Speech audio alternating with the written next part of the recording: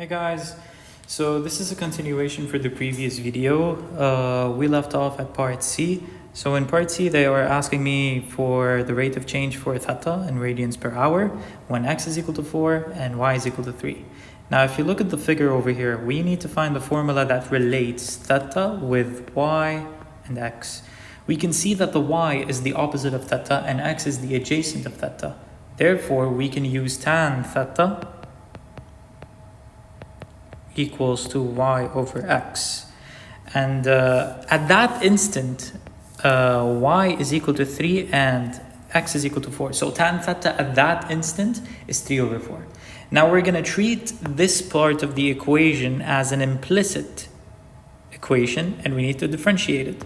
So tan theta, the derivative of it is going to be secant squared theta d theta over dt, because theta is changing with time, so we need to treat it as a function. So we need to use chain rule, equals y over x is going to be quotient rule. So u prime, which is dy over dt, v minus u v prime over v squared. This is to the power of 2. Now, we got dy over dt from the previous video. It's right over here. Dx over dt, I got it. And I got my x, I got my y from the question. So the only thing that I need to find is basically secant theta. Now, according to the Pythagorean identity of sine and cosine, it's sine squared x plus cosine squared x is equal to 1. If I get that, sine squared theta plus cosine squared theta is equal to 1, and I divide the whole thing by cosine squared theta, so what I'm going to have is the following: sine squared theta over cosine squared theta plus cosine squared theta over cosine squared theta is equal to 1 over cosine squared theta. What am I going to get? Cosine squared theta over cosine squared theta, it's going to be 1. Sine squared theta over cosine squared theta is going to be tan squared theta plus 1. And what is 1 over cosine squared theta? You guessed it, it's secant squared theta. So I know that tan theta at that instant is 3 over 4, right? So this is going to be 9 over 16 plus 1 equals secant squared theta. After all of this calculation that you're going to do, you're going to get that secant theta is equal to, let me get the calculation going. It is going to be equal to 5 over 4. So now you can just replace it back in this equation over here. So after all of the calculation, you're going to get that d theta over dt is going to be 17 over 5 radians per hour. So this is it for this question. Now, we're going to move on to this question over here, which is lesson 2.2 and 3.2 over here. Consider the curve given by the equation y cubed minus xy is equal to 2. It can be shown that dy over dx is equal to y over 3y squared minus x. The first question says, write an equation for the line tangent to the curve at the point minus 1, 1. So we need to apply the equation of the tangent, which is y minus, let's say this point is a. So y of a equals dy over dx at the point minus 1, 1 for x minus x of a. Or you can just, instead of writing this line over here, you can just say that at point A, for example, or anything you want. Both of them, they are the same thing. So what is y of A? Basically, it's 1. So y minus 1 equals dy over dx at negative 1, 1. Let's calculate it over here. So dy over dx at the point minus 1, 1 is going to be 1 over 3 minus 1, which is going to be 1 over 3 plus 1, which is going to be 1 over 4. So the equation is going to be y minus 1 equals 1 over 4 x minus minus 1, which is going to be x plus 1.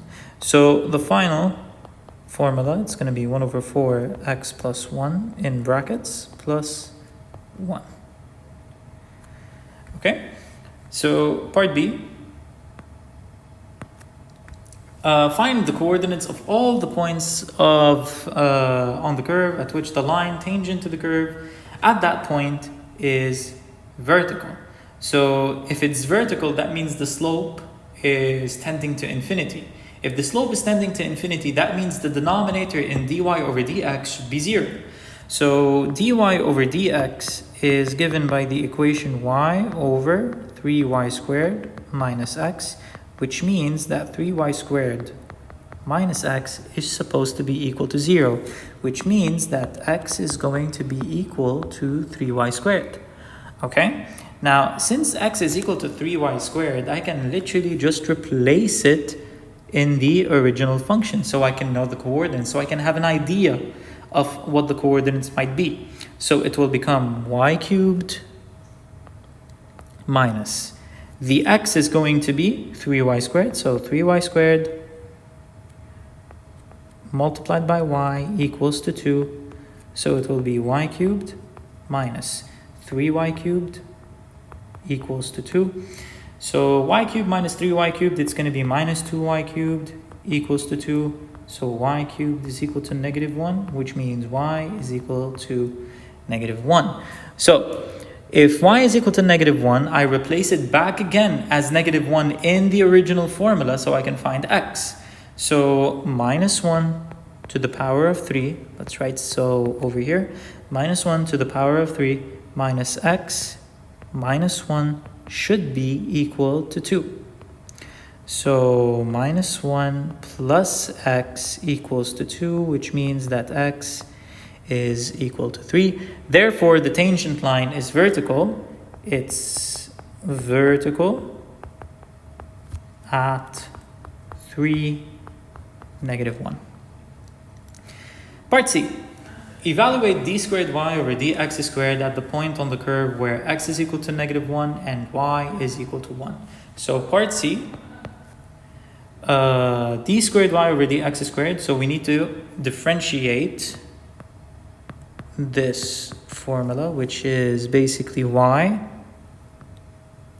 over 3y squared minus x. So d squared y over dx squared, it's going to follow the quotient rule again. So this is u over v. So u prime, it's going to be dy over dx. V is basically the entire thing, 3y squared minus x, minus u is basically y, and dv is going to be 6y dy over dx minus 1 over the entire thing, 3y squared minus x, all of it to the power of 2.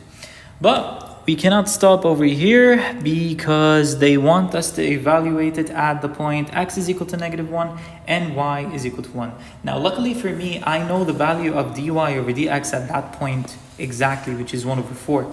So now I just need to evaluate. I have this mark, I have this mark, I have this one, I have this one, I have this one, I have this one.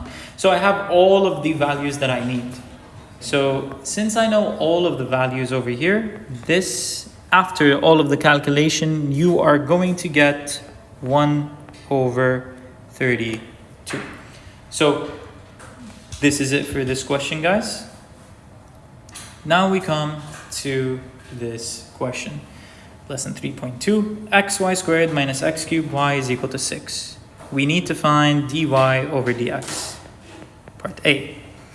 So the first part of this function is supposed to be used for product rule. So according to product rule, this is going to be my u, this is going to be my v, and they look alike, u and v again over here. So we start 1 y squared plus x 2y dy over dx minus, open brackets again, like big brackets over here, u prime is basically 3x squared y plus x cubed dy over dx equals to 0. So y squared plus 2xy dy over dx minus 3x squared y minus, because the minus gets distributed over here, x cubed dy over dx equals to 0. So now you can take dy over dx as a common factor, open brackets. You will have 2xy and you will have negative x cubed, close it. And everything else just goes to the other side. So it's going to be 3x squared y minus y squared. And then you're going to divide it by the common factor. Therefore, dy over dx is going to be 3x squared y minus y squared over 2xy minus x cubed. So as long as you move very slow with your work, you're not supposed to get any mistakes. Okay, so this is the final answer for part A, whatever it is. Part B.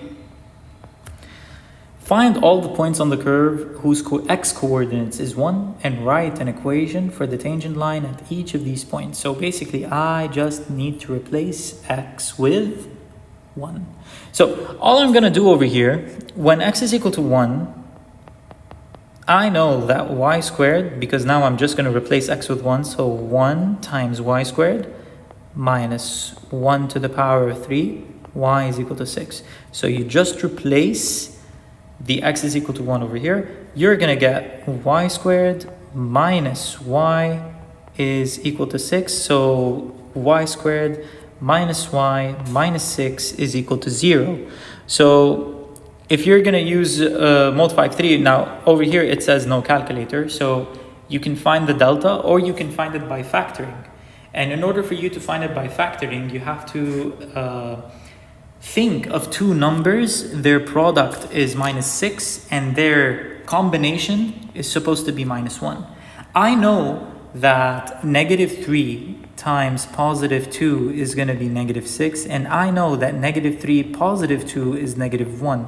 Therefore, this equation is going to be y minus 3, y plus 2 equals to 0, which means that y is going to be equal to 3 or y is equal to negative 2. Now, first of all, at 1, 3, now remember, what do they want us to find? They want me to write an equation for the tangent line at each of these points. So now I have 2 points. I have 1, 3, which is the one that I wanted to work on right now, and the other one is going to be 1, negative 2. So at 1, 3, the equation is going to be y minus 3 equals dy over dx at that point 1, 3, x minus 1.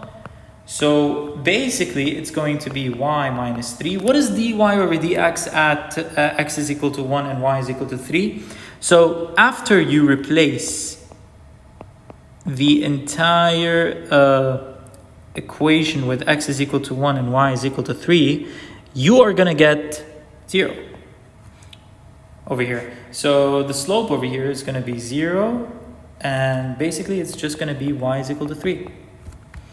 Now, at 1 minus 2, we're going to do literally the same thing. So y minus minus 2, it will be y plus 2 equals dy over dx at the point 1 minus 2, and then you need to multiply by x minus x of a, which is 1 in this case. So now we're going to do the same exact thing, but this time I want to find dy over dx at the point 1, negative 2. So after you do that, you're going to get negative 6, negative 4 over negative 4, negative 1, which is going to be 2.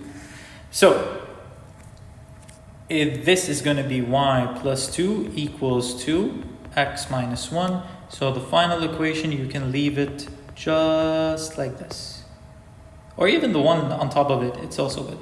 So These are the two equations of tangents that we got. Part C. Find the x-coordinate of each point on the curve where the tangent line is vertical. So if they're telling me that the tangent line is vertical, that means dy over dx is supposed to be undefined.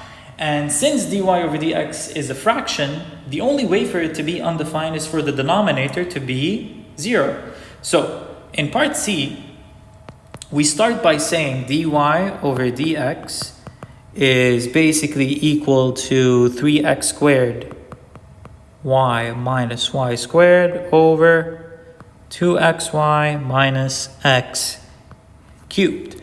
Now, we're going to say 2xy minus x cubed is equal to 0.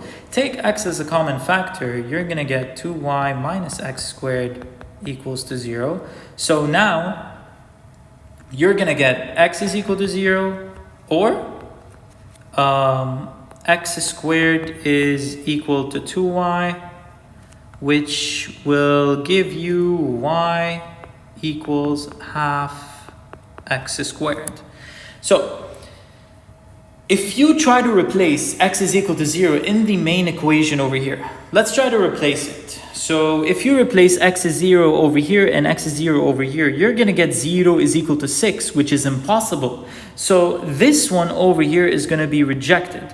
Now the proper way to write it in an FRQ exam, you can say under x is equal to 0, there is no point on the curve for x is equal to 0.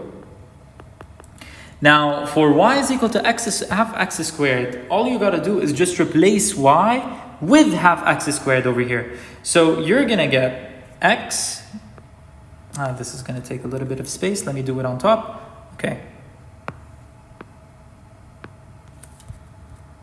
So over here,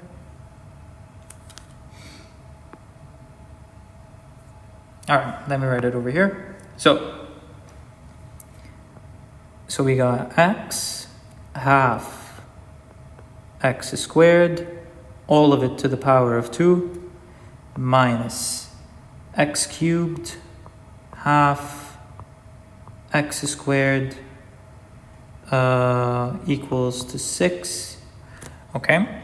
And then you're gonna get, okay, so half to the power of 2 is gonna be 1 over 4, x squared to the power of 2 is going to be to the power of 4, and you also have to the power of 1 over here, which is going to be to the power of 5. So 2 times 2 is 4, plus 1 is equal to 5. That's how I did it. And then you got negative half x to the power of 5 equals to 6.